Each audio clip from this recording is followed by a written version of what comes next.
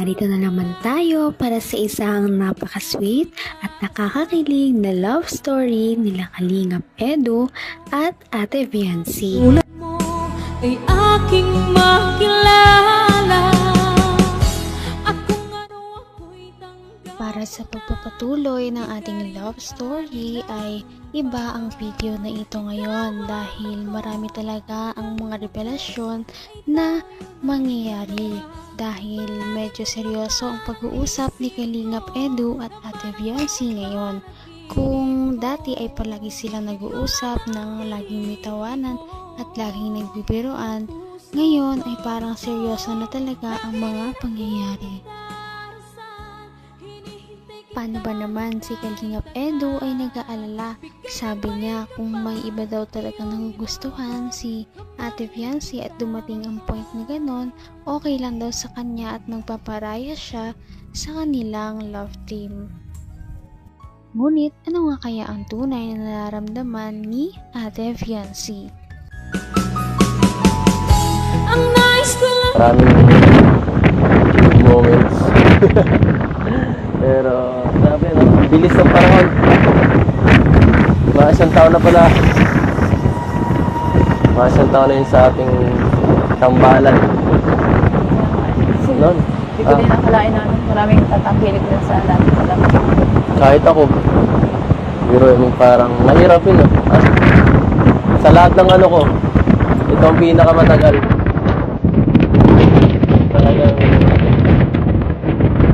Talagang ano, kilala mo na ako.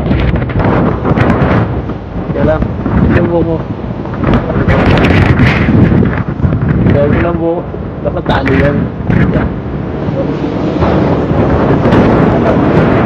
So, ayan. Ito tatanungin lang kita. Sa lahat ng natambal sa akin, kanino, ay, kilala mo ba sila lahat? Drop na lang? No. Sige nga. Hindi na sinata sila. Isa. Tapos yan ay Wala pa? ha? Baka meron pa. Ako ba yung pinag-lang? Meron lang. Grabe. Stalker ka talaga. Yan. Wala ka ba pinagsilosan?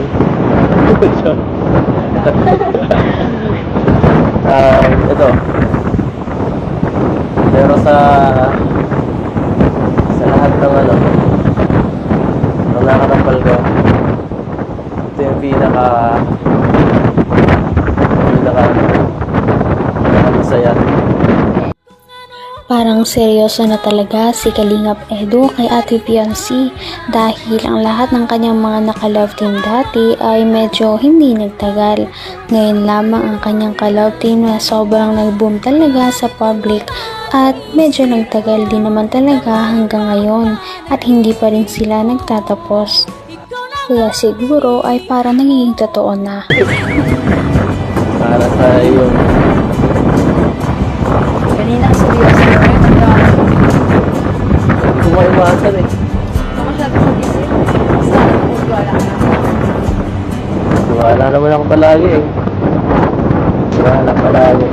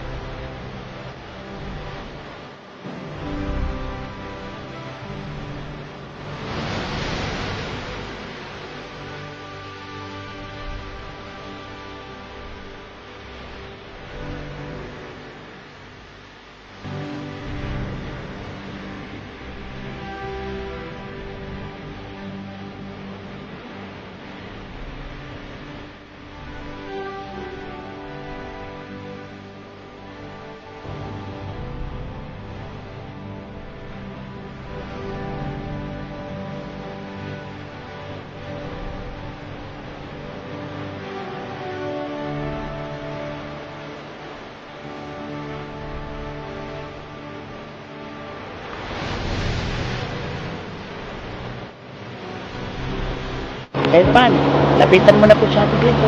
Ano mo sasabihin ko doon? Basta bahala ka na, galingan mo. Nahiya ako eh. Kaya mo yan. Kulang pa ako sa lakas ng loob. Kaya mo yan. Sige na. Sige, lapitan mo. Inassure naman ni Ate Viancy si Kalingap Edu. Sabi niya na magtiwala lamang daw siya sa kanya at siguro ang naramdaman din naman ni Ate Viancy ay pareho lamang din kay Kalingap Edu dahil totoo naman daw ang lahat ng kanyang pinakita simula ng day 1 ng kanilang pagiging mag-love team kaya hindi siya dapat mag-alala. Ayan. Mahalo na kayo, insan. Ma-anniversary ng EDC. Kaya nga eh. Sobrang bilis lang, no? Isang oras, Bilis ng panahon. hindi akalain. Hindi natin nakalain na Kahit isang taon na agad. ito natin yung pinakamatagal mga love team. Ano, Eds? Oo eh. Pinakamatagal. Hindi mo inaasahan talaga na tatagal. Oo. Hanggang, Hanggang ano na, mga third part 30. oo. Pero ano na, Matagal na. 50 na, no? Hindi naman ito eh. 40, matagal lang 40 eh. Isa lang ang ibig sabihin yan, maano si Biancy. Mabait. Madaling kausap. Sobra. Grabe. Talaga. Magaling sa lahat. Kaya nga kahit sila Kuya Bal, di ba? Ano si Biancy? Gustong gusto nila si Biancy. Kahit yun naman eh. Oo. Hindi mo magustuhan sa batang mo. Diba? Biancy, ano masasabi mo at ma-anniversary na kayo ni Edu? Anong gusto mong, ha? Ano? Stay strong. Ay, stay strong. Grabe, syempre. EDC. Thank you po sa mga sa mga sumusuporta po sa love team ng EDC. Kami po yan. Saka syempre po sa inyo po yan. At ano po, sa taon na po ako din sa hingin po. Grabe guys.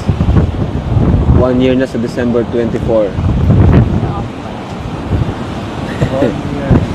So happy 1 year po mga ka-EDC. Abangan nyo po, magsa-celebrate po tayo niyan. December 24. Ayan. Ay, December 23 pala. Pagsalubong sa anniversary po ng EDC. December 23 po kami. Kakaiba talaga ang love team ng EDC dahil ito ang isa sa pinakamahahabang love team na nangyayari sa Kalingap dahil ang ibang ka-love team ni Kalingap Edu dati ay hindi talaga nagtatagal. Ngayon ay sobrang tagal na nila at umaabot na sila ngayon sa part 50 to part 60 kaya naman marami talaga ang nagmamahal sa kanila dahil hindi talaga natatapos ang kanilang mga chemistry. Abot kamay na kita. So since na yung pinakamatagal kong nakasama, si Buddy sunod. Yan. Pero yun po. Nanatiling ano pa rin. Tuloy-tuloy pa rin. hanggat may YouTube tayo.